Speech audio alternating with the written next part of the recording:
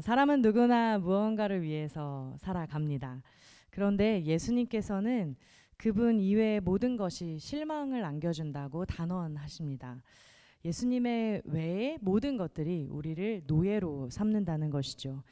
우리는 그것이 내 손에 당장 주어지지 않는다면 내일이 없다 막 이렇게 생각하기도 합니다. 그래서 그것이 뭔가 사라질까봐 극도로 두려워하기도 하고 누구에겐가 방해를 받게 되면 또 쉽게 분노하기도 합니다.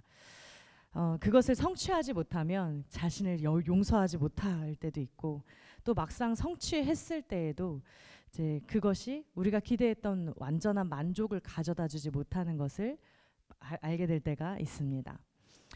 미국의 작가였던 데이비드 포스터 월리스라는 사람이 있습니다. 이 사람은 자기 분야에서 굉장히 잘 나갔던 사람입니다. 각종 수상에 이제 빛나는 포스트 모던 베스트 소설가였습니다. 그래서 이분은 굉장히 참신한 이야기 소재를 가지고 전 세계에 이름을 알렸던 사람입니다. 한 문장을 1000개의 단어로 만든 적도 있다고 하더라고요. 그러니까 굉장한 능력을 가진 사람이겠죠. 근데 이 사람이 생을 마감하기 몇 년 전에 캐니언 대학 졸업식에서 했던 연설이 많은 사람들에게 기억되고 있습니다. 연설 내용을 살짝 읽어드릴게요. 모든 사람은 숭배한다. 무엇을 숭배할지가 선택으로 남을 뿐이다. 모종의 신을 숭배의 대상으로 선택하는 확연한 이유는 다른 숭배 대상은 당신을 산채로 삼켜버리기 때문이다. 돈과 재물을 숭배하면 거기서 아무리 가져도 만족을 얻지 못한다. 삶의 진정한 의미를 거기서 얻으려고 하면 충분하다는 기분이 들지 않는다. 그게 실상이다. 몸과 미모와 성적 매력을 숭배해보라. 늘 자신이 못생겨 보이고 나이 들어서 노화가 표시나기 시작하면 실제로 땅에 묻히기도 전에 1000만 번을 미리 죽는다. 표현이 너무 재밌습니다. 권력을 숭배하면 결국 자신이 한없이 나약하게 느껴지고 두려워진다. 이 두려움을 몰아내려면 다른 사람을 지배할 권력이 점점 많아져야 한다. 똑똑해 보이는 지성을 숭배해보라. 결국 자신이 늘 발각되기 직전에 미련한 사기꾼처럼 느껴진다. 이렇게 표현을 했습니다. 이 월리스라는 사람은 종교인이 아니었습니다. 그럼에도 불구하고 이 사람이 그것을 깨달은 거예요. 사람은 누구나 무언가를 숭배하면서 살아간다는 것을 깨달은 것이죠.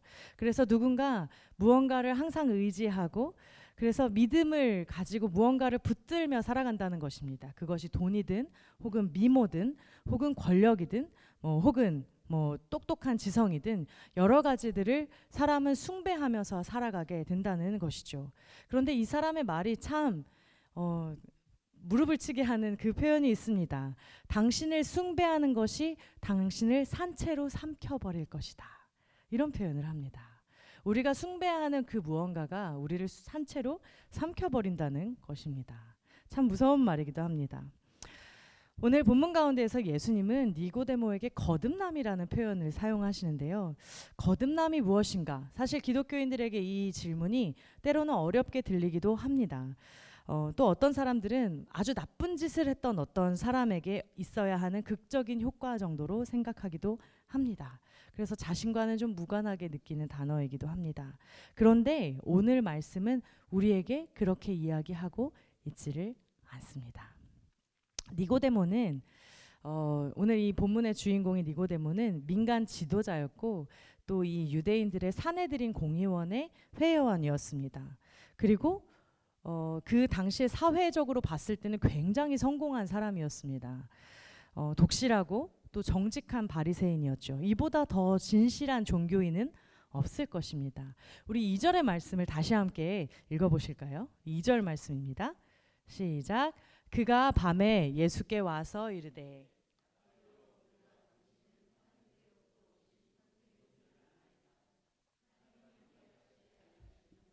당신이 행하시는 이 표적을 아무도 할 수 없음이니라. 네, 아멘. 굉장히 이 사람이 와서 예수님께 이야기를 하는데요. 정중하고 예의 있고 또 인격적으로도 꽤나 성숙한 사람인 것으로 보입니다. 그러니까 뭔가 감정적이라거나 상처가 막 많아 보이지도 않고요. 이 공식 교육을 받지 않았던 예수님에 대해서 오면서 랍비라는 표현을 사용을 한다는 것 자체가 이 사람은 굉장히 다른 보통 우리가 생각하던 다른 바리새인들보다 훨씬 더 마음이 넓은 사람이구나, 이것을 발견할 수가 있습니다. 그래서 이 니고데모는 우리가 이 본문상으로 봤을 때 굉장히 훌륭한 사람이었다라고 생각할 수가 있습니다. 보통 우리가 생각하는 바리새인의 이미지와는 굉장히 다르고 꽤나 넓은 마음과 아량을 가지고 있었구나, 이렇게 생각이 되고요. 예수님께 적대감을 표출하지 않는 것을 우리가 알 수가 있습니다. 그래서 예수님에 대해서 하나님께로부터 오신 선생인 줄을 내가 안다, 이렇게 표현하지 않습니까? 이것은 굉장히 큰 표현입니다. 당신이 하나님께로부터 온 선생님인 줄을 내가 압니다 라고 이것을 인정하는 것이죠. 아마 이 니고데모는 예수님에 대한 소문을 들었거나 아니면 실제로 예수님이 하시는 일을 지켜본 사람이었을 것입니다. 그래서 예수님에 대해서 굉장히 긍정적인 견해를 가지고 있었습니다. 그리고 예수님께서 행하시는 이 기적들을 바라보면서 야, 이것은 하나님께로부터 온 선생이 아니고선 이런 일을 할 수가 없다라고 잠정적으로 자신 안에 결론을 내린 것으로 보입니다. 그래서 이 니고데모는 요한복음 후반부에 보면 예수님께서 십자가에 못 박혀 돌아가신 이후에 이 몰약과 침향 섞은 것, 이 장례를 위해서 이것을 100리트라 정도 가지고 왔다라고 기록되어 있습니다. 그래서 유대인의 그 법대로 예수님의 시신이 잘 처리될 수 있도록 그렇게 움직인 사람이기도 합니다. 그런데 이렇게 인격적이고 뭔가 점잖은 모습으로 예수님께 나와서 게다가 예수님께 당신은 하나님께로부터 오신 선생님이시군요 라고 이야기하는 이 니고데모에게 예수님께서는 갑자기 좀 지적을 하시면서 나아가시는 것을 보여주십니다. 우리 함께 3절을 한 목소리로 읽겠습니다. 시작. 예수께서 대답하여 이르시되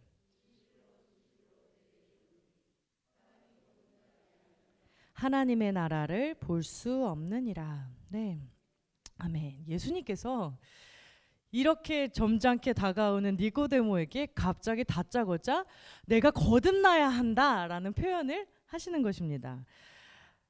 자, 우리가 거듭나야 한다라는 이 표현을 들을 때 우리는 난다는 것이 무엇인지를 생각해 볼 필요가 있습니다. 우리가 세상에 태어난다는 것은 사실 우리가 우리 스스로 했던 일이 없는 것이죠. 그러니까 난다라고 하는 것에는 우리의 공로가 들어가지 않습니다. 거듭난다는 것도 마찬가지죠. 예수님께서 태어나기 위해서 그가 한 일이 있느냐, 이렇게 물으시는 것입니다. 그래서 그가 이때까지 쌓아온 모든 것들, 어쩌면 니고데모가 내적으로 그의 마음속으로 붙들고 있었던 그 모든 것에 대해서 예수님이 지적하고 계시는 것입니다. 우리 태어날 때 어떻게 태어나나요? 혹시 여기에서 열심히 노력해서 출생의 특권을 얻으신 분이 혹시 계십니까? 내가 저 정자들보다 먼저 가서 내가 태어날 것이다 뭐 이렇게 해서 달려오신 분이 계신가요? 없지요. 뭐 계획해서 내가 몇 월 며칠 몇 시에 내가 태어날 것이다 이렇게 해서 엄마 저 나갑니다 뭐 이렇게 해서 태어나신 분이 계신가요? 안 계시지요. 우리는 태어날 때 무언가를 계획해서 태어난 적도 없고 또 무언가 이제 얻어내거나 기여해서 태어난 것이 없습니다. 생명이란, 우리가 생명을 얻는다는 것, 우리가 태어난다고 하는 것은 값없이 주어진 선물과도 같습니다.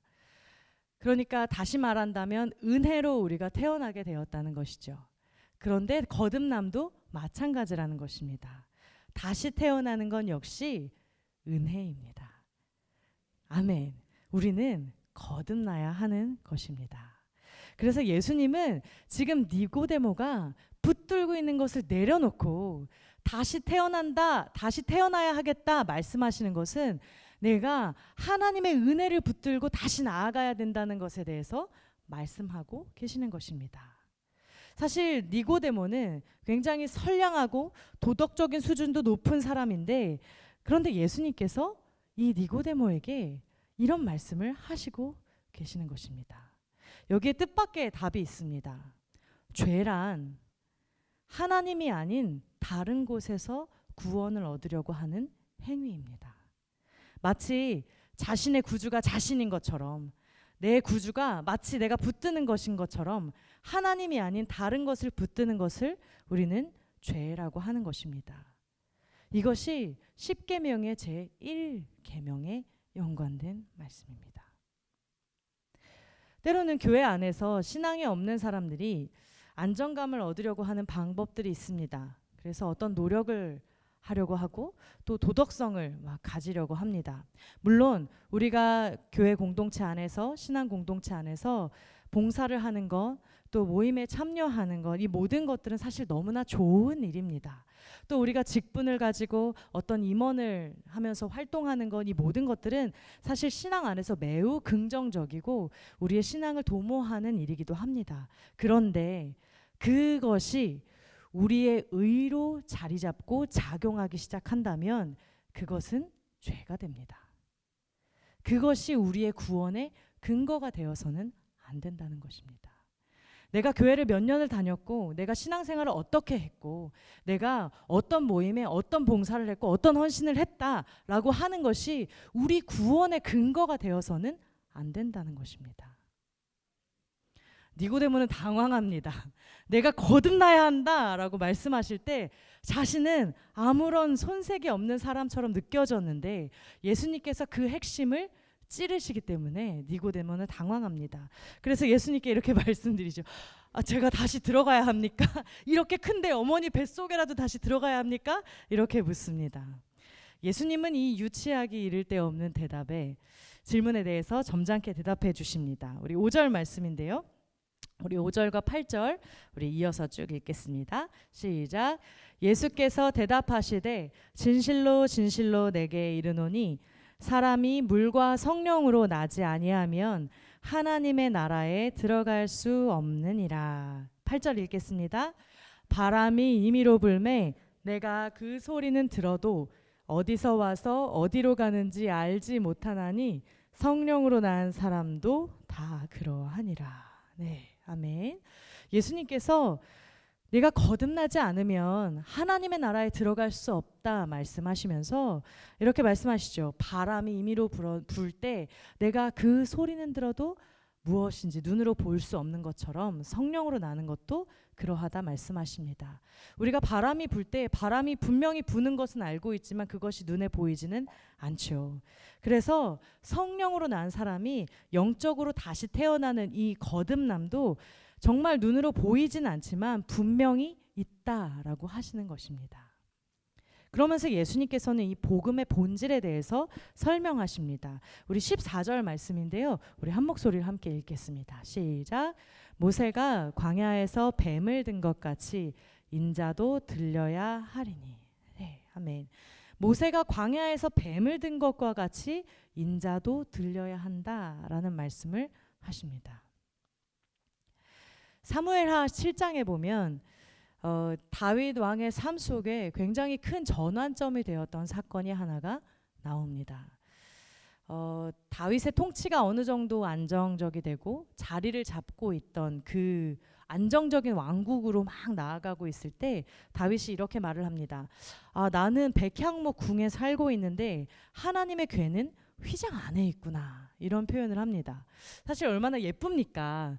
하나님의 궤가 아직 휘장 안에 있고 나는 이렇게 백향목 궁에 있는 게 너무 죄송스럽다. 이런 마음을 갖고 있는 것 아니겠습니까? 그래서 다윗은 선지자 나단과 막 이야기를 하면서 하나님의 성전을 건축하려고 합니다. 그런데 하나님께서 그것을 커트하십니다. 그러면서 나단을 통해서 다윗에게 말씀하시죠. 뭐라고 말씀하시냐면 내가 언제 내 집 지어달라고 했냐? 이렇게 말씀하십니다.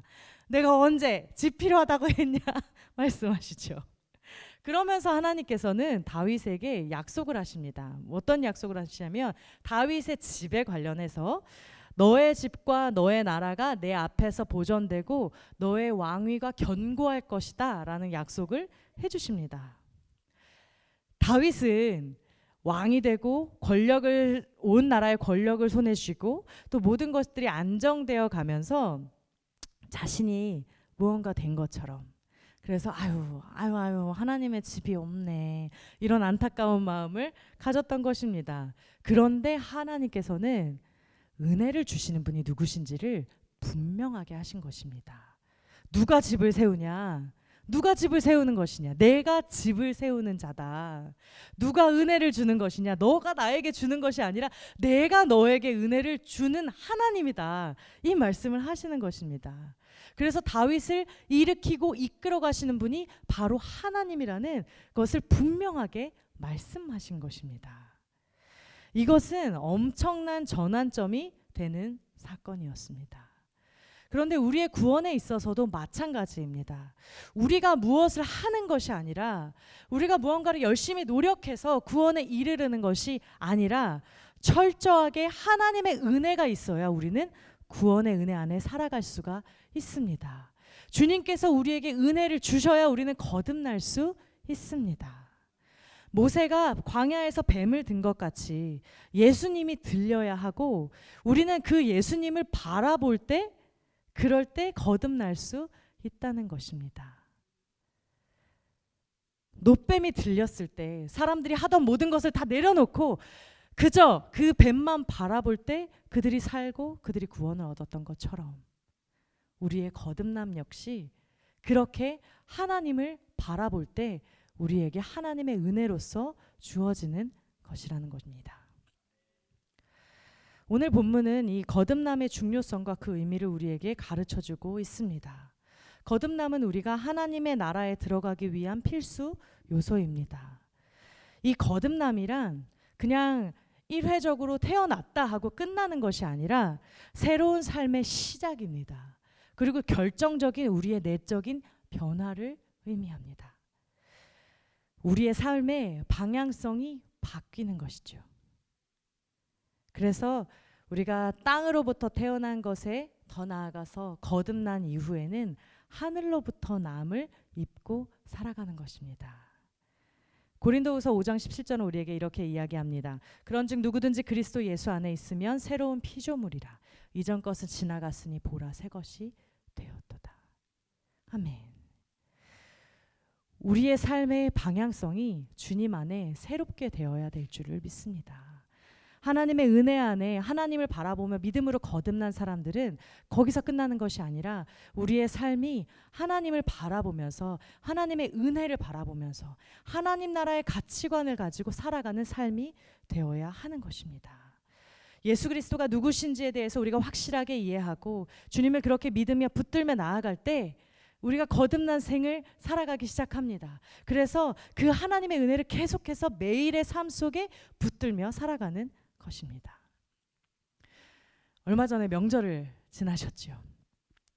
명절에는 이제 친지와 가족들을 만나면서 시간을 보내게 됩니다. 가까운 사람들을 계속 만나면서 시간을 보내야 되는데, 사실 이 가까운 사람, 늘 함께 있는 사람들은 우리에게 때로는 불편함을 줄 수 있습니다.